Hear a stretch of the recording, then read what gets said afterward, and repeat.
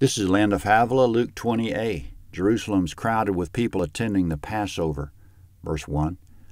On one of those days, as he was teaching the people in the temple and preaching the good news, the priests and scribes came to him with the elders. They asked him, "Tell us, by what authority do you do these things, or who is giving you this authority?" He answered them, "I also will ask you one question. Tell me, the baptism of John, was it from heaven or from men?" They reasoned with themselves, saying, "If we say from heaven, he'll say, 'Why didn't you believe him?' But if we say from men, all the people will stone us, for they're persuaded that John was a prophet."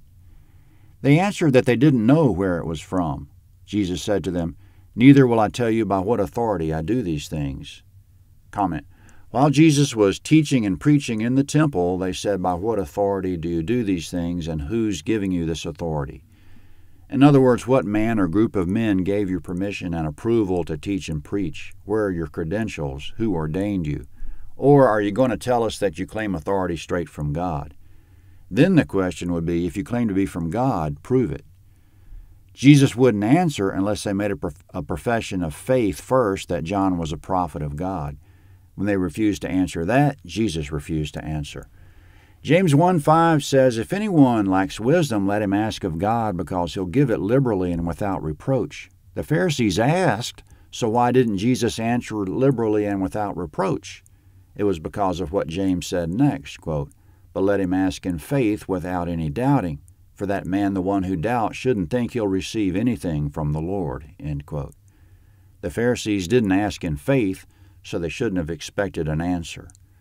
You and I would refuse to answer also. If we had an enemy who despised us, that only wanted to undermine us, such as someone trying to take us to court and sue us, and he approached us with questions to trap us in something we might say, if we're smart, we wouldn't give him an answer that he'd only use to misrepresent us in court. We'd keep our mouths shut until we stand before a judge. Jesus did the same thing. Also, the crucifixion had to happen. Quote, "The Son of Man must be delivered up into the hands of sinful men and be crucified, and the third day rise again." Luke 24:7. If Jesus had answered their question and said he was from God, and if he had demonstrated it at that time, he would have risked that the crucifixion wouldn't happen. It was ordained that the rulers couldn't know where Jesus' authority came from because, quote, "For had they known it, they wouldn't have crucified the Lord of glory," 1 Corinthians 2:8. They couldn't know, or the crucifixion wouldn't have happened. So then, why did the crucifixion have to happen? Couldn't God have set up the world in the beginning so that sin wouldn't happen, so that there'd be no need for the crucifixion? Well, let's take it all the way back to Adam and Eve. When Adam and Eve were about to fall to temptation, what would have been wrong with God stepping in at that moment and preventing it from happening?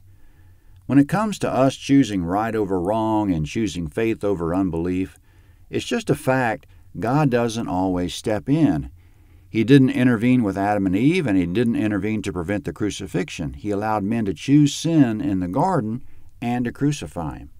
Without faith, it's impossible to please God, Hebrews 11:6. That being the case, why would God have any incentive to create a world in which faith was absent? What pleasure would God derive from man if he completely controlled man? No faith, no pleasure on God's part. Therefore, he set up the world so that we operate by faith to his pleasure. So was God being self-centered when he created the world for his pleasure? No, because we like it here. We grumble that it could be better, but if it was all that bad, we'd take ourselves out of it. Overall, we like it, and we want to be here. We humans are, quote, "joint heirs of the grace of life," 1 Peter 3:7. So God wasn't self-centered. Creation pleases him, but it pleases us as well. But back to the world operating by faith, if God makes our heart beat, does he reward us for that?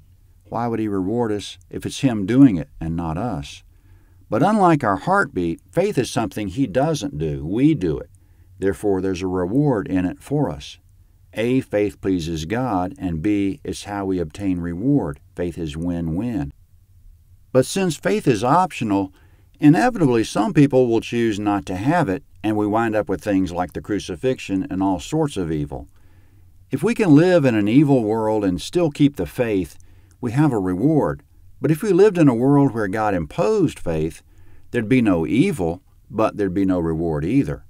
By refusing to answer the question of the Pharisees, but rather requiring them to have faith, Jesus is refusing to remove faith from the picture, which was to our reward and His pleasure, and in accordance with the basic way the world operates and the reasons for which He created it in the first place. Coming up, the parable of the wicked tenants, verse 9. He began to tell the people this parable. A man planted a vineyard and rented it out to some farmers and went into another country for a long time. At the proper season, he sent a servant to the farmers to collect his share of the fruit of the vineyard. But the farmers beat him and sent him away empty. He sent yet another servant, and they also beat him and treated him shamefully and sent him away empty. He sent yet a third, and they also wounded him and threw him out. The Lord of the vineyard said, What shall I do? I'll send my beloved son. It may be that seeing him, they'll respect him. But when the farmers saw him, they reasoned among themselves, saying, This is the heir. Come, let's kill him, that the inheritance may be ours. They threw him out of the vineyard and killed him. What therefore will the Lord of the vineyard do to them? He'll come and destroy these farmers, and he'll give the vineyard to others. When they heard it, they said, May it never be. But he looked at them and said, Then what is this that is written, The stone which the builders rejected, the same was made the chief cornerstone? Everyone who falls on that stone will be broken to pieces, but it will crush whomever it falls on to dust. Comment: The absentee landowner represents God. God's not exactly absent from the world, but He has put it in our hands. We derive our living from the world and profit from it, but keeping in mind that the world is His, we owe Him His due. In Old Testament history, God sent prophet after prophet. Some they treated shamefully, some they beat, and some they killed, Mark 12, 1-12. Every prophet suffered persecution, Acts 7:52. Finally, God sent His beloved Son as the ultimate witness, and they killed Him too, in denial that they owed God anything. Therefore, God will come and destroy them, and going back to the parable, He'll give the vineyard to others, meaning, quote, to a nation producing its fruit, end quote, which is from the same parable as it appears in Matthew 21. A nation producing its fruit seems to indicate that God would hand the kingdom mostly to the Gentiles because the Gentiles would give Him His due. Psalm 118:22, quote, The stone which the builders rejected has become the chief cornerstone, end quote. The Jewish leadership rejected Christ, but Christ was the foundation of what God was building. Verse 19. The chief priests and the scribes sought to lay hands on Him that very hour, but they feared the people, for they knew He had spoken this parable against them. They watched Him and sent out spies who pretended to be righteous, that they might trap Him in something He said, so as to deliver Him up to the power and authority of the governor.